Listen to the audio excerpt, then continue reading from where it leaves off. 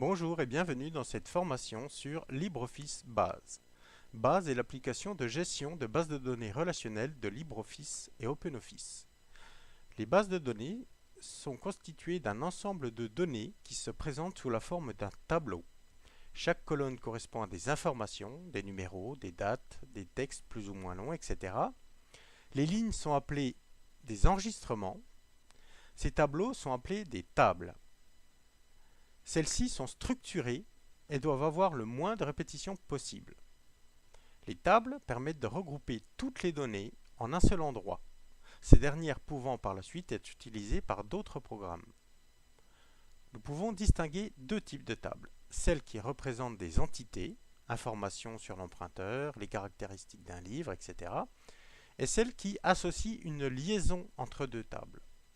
Il est particulièrement important de bien nommer les tables et les champs. C'est pour cela qu'on évite les espaces et les accents. Aujourd'hui, nous allons travailler sur la création d'une table d'emprunt de livres par des élèves. Dans notre exemple de création d'une base de données d'emprunt de livres par des élèves, nous avons besoin d'informations comme le nom et le prénom de l'élève pour l'identifier. Ensuite, nous allons utiliser un identifiant unique, un numéro, généralement, qui permettra de distinguer un élève des autres. Ce sera ce qu'on appelle une clé primaire. Donc généralement, c'est une clé de type numérique, entier, c'est-à-dire que même si des élèves ont des noms et prénoms identiques, ils seront néanmoins différenciés par cet identifiant. Ces trois informations permettent de créer la table des élèves. Pour l'emprunt de livre, j'ai besoin d'informations telles que le nom du livre, l'état du livre, et de la même manière que pour les élèves, un identifiant unique par livre, qui permet de le différencier de tous les autres. Ces informations vont permettre de créer la table des livres. Ces deux tables représentent des entités, informations sur l'emprunteur, caractéristiques d'un livre, etc. Donc, ce sont des tables d'entités. Pour créer un lien entre ces informations et créer ma table d'emprunt, j'ai besoin par exemple, la date de la commande, la date du retour prévu et la date du retour réel. Ensuite, je dois lier cette table avec les deux autres. Donc, je vais ajouter l'identifiant élève, puisque chaque élève aura sa date de commande, sa date de retour prévue et sa date de retour. Je dois aussi retrouver dans cette table mes livres. Donc, j'ajoute l'identifiant livre. Ces informations permettront de créer la table des emprunts. Maintenant, je dois créer des relations entre ces tables. La table des emprunts est une table de liaison. Elle ne représente pas des entités, mais permet de créer des liens entre les tables d'entités. Donc, je vais créer une liaison entre mon identifiant élève de la table élève et l'identifiant élève de la table emprunt, qui permettra de reconnaître quel élève est concerné par quel emprunt. Pour ça, je crée une relation. Cette relation est du type 1n, c'est-à-dire que j'ai obligatoirement un élève qui emprunte un livre et un seul. Mais un élève peut avoir plusieurs emprunts dans la table des emprunts. Il peut avoir emprunté plusieurs livres. Entre la table des livres et la table des emprunts, je crée une liaison entre l'identifiant livre.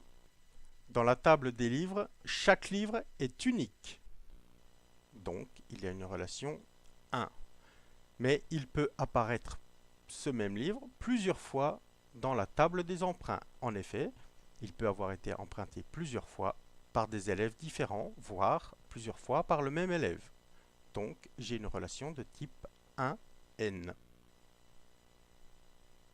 N signifiant plusieurs.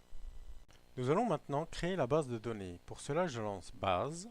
Il s'ouvre et me propose de créer une nouvelle base de données, d'en ouvrir une ou de me connecter à une base de données existante. Je choisis d'en créer une nouvelle. Je clique sur suivant.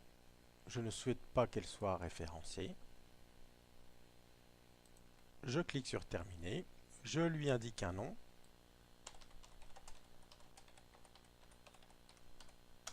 Ici, je ne vais pas utiliser une table exemple. Je vais rentrer tout d'abord la table élève. Donc, je choisis un identifiant, un champ qui s'appelle identifiant élève, que j'appellerai ID élève, sans accent, sans espace. Je choisis le type de champ, double ou entier. Entier devrait être suffisant. Comme ce sera mon champ clé primaire, je clique droit, je sélectionne clé primaire, je choisis auto-valeur, qui veut dire qu'il s'incrémentera automatiquement. Ensuite, je crée le champ nom élève,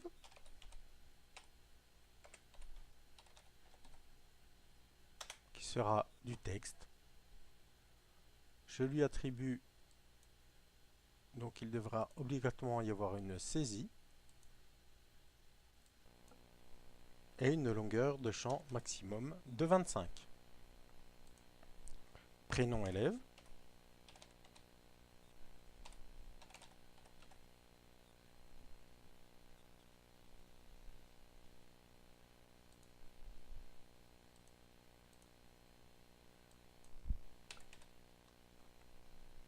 Je sauvegarde ma table.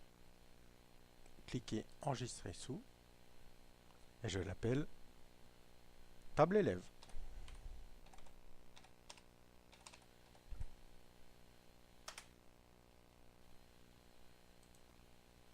Ma table a bien été créée. Je vais créer les tables suivantes. Je vais créer maintenant ma table de liaison.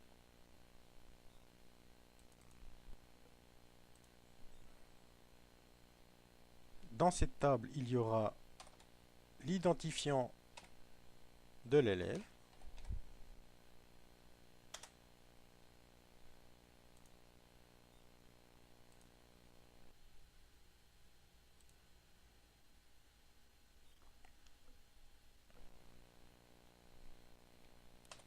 L'identifiant du livre.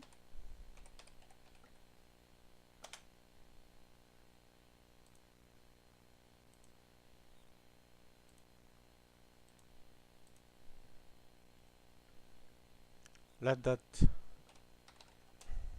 d'emprunt.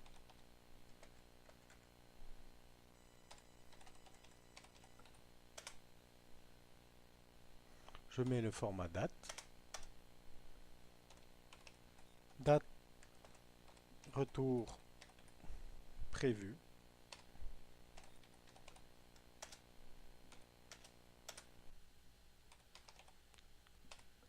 Date de retour effectif.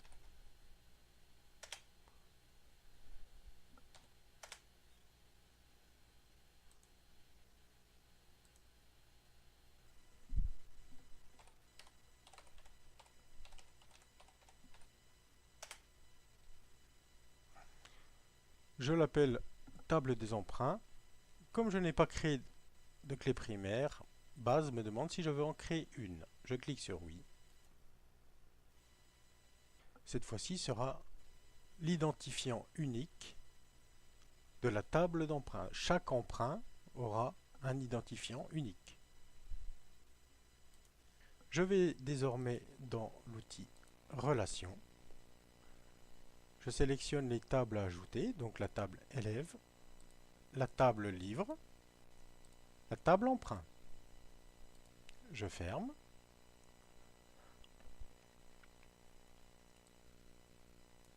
Je positionne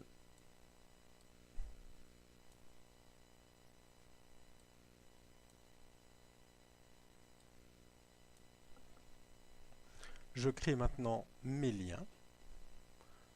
Je vais sur la table élève, je sélectionne identifiant élève, je laisse le clic gauche de ma souris appuyé et je le fais glisser jusqu'à identifiant élève de la table emprunt. Il m'affiche une relation 1N, c'est-à-dire qu'il n'existe qu'un élève qui a cet identifiant-là. Par contre, cet élève peut apparaître plusieurs fois dans la table des emprunts. En effet, il peut emprunter plusieurs livres différents. De même, je crée le lien pour l'identifiant du livre. Il m'affiche une relation 1N, chaque livre étant unique, mais chaque livre peut apparaître plusieurs fois dans la table des emprunts, car il peut être emprunté par plusieurs personnes. Nous avons donc vu les relations et la création de tables. Je peux désormais rentrer des valeurs dans mes tables. Par exemple, ici.